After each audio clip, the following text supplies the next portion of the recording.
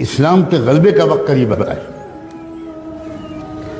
جب حق کے غلبے کا وقت قریب آتا ہے، جب ظلم کے خاتمے کا وقت قریب آتا ہے، جب کفر کے کلمے کے پست ہونے کا وقت قریب آتا ہے، جب دنیا میں امن و انصاف اور کلمہ توحید کے غلبے کا وقت قریب آتا ہے، تب اللہ تعالیٰ چھٹائی کا پروسیس شروع فرماتے ہیں۔ یہ ذہن میں رکھیے گا، اس سے پہلے تک تینوں قسم کے مسلمان ملے جلے رہتے، بالکل ملے جلے، ایک گھر میں تینوں قسم کے مسلمان پائے جاتے،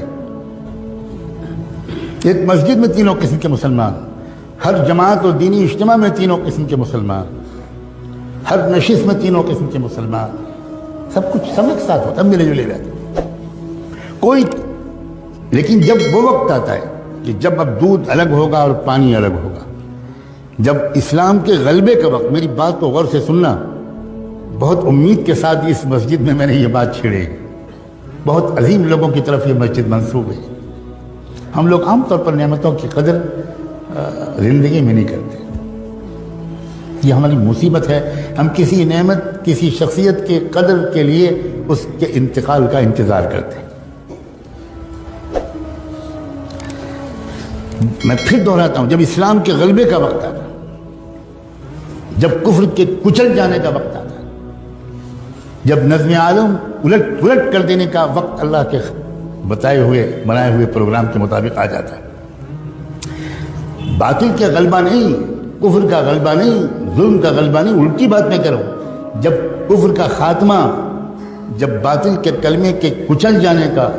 اور اسلام کے اور حق کے اور انصاف کے اور امن کے قائم ہو جانے کا وقت جب قریب آتا ہے، تو ہمیشہ اللہ کا معمول ہے یہ ملے جلے تینوں قسم کے مسلمانوں کے ذریعے کبھی بھی حق کا غلبہ نہ ہوا ہے نہ ہوگا۔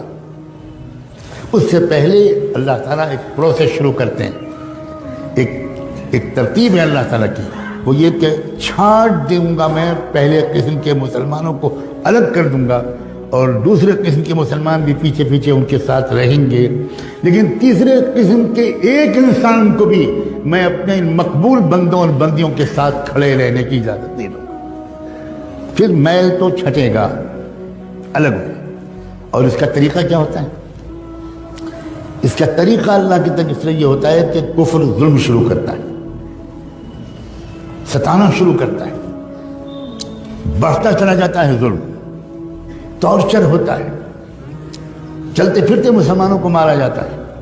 جیلوں میں ٹھوسا جاتا ہے۔ یہ طریقہ ہے اللہ کا، یہ فلاں حکومت کر رہی ہے، فلاں حکومت کر رہی ہے،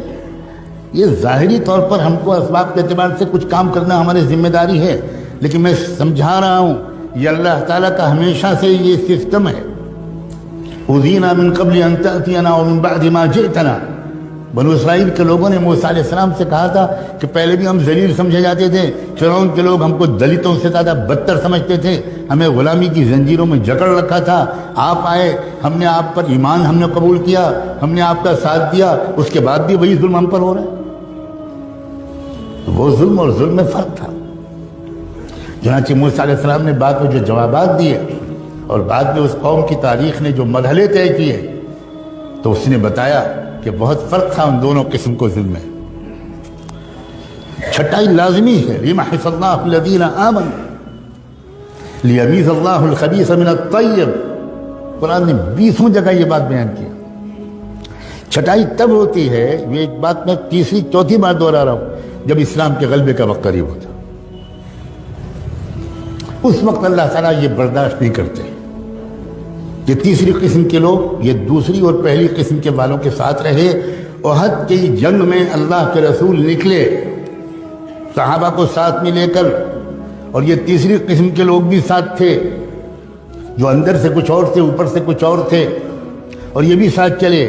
مگر راستے میں 300 اس تیسری قسم کے لوگ حضور کا ساتھ چھوڑ کے الگ چلے گئے۔ کیوں الگ چلے گئے؟ اس لیے کہ اللہ کے نظام کے مطابق ممکن ہی نہیں تھا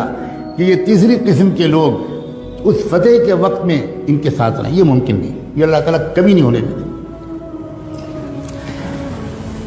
مسلمانوں، خدا کے لیے اس بات کو غور سے سمجھو کہ یہ تیسرا جو یہ وہ دور ہے جب اللہ تعالیٰ نے فیصلہ کر لیا ہے ایک ایک کو چھانٹ کے رہوں گا،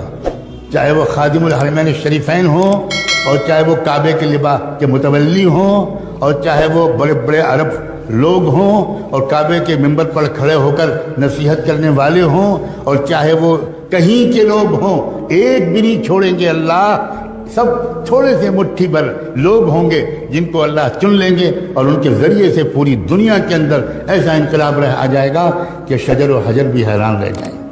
یہ کیا ہوگا؟ یہ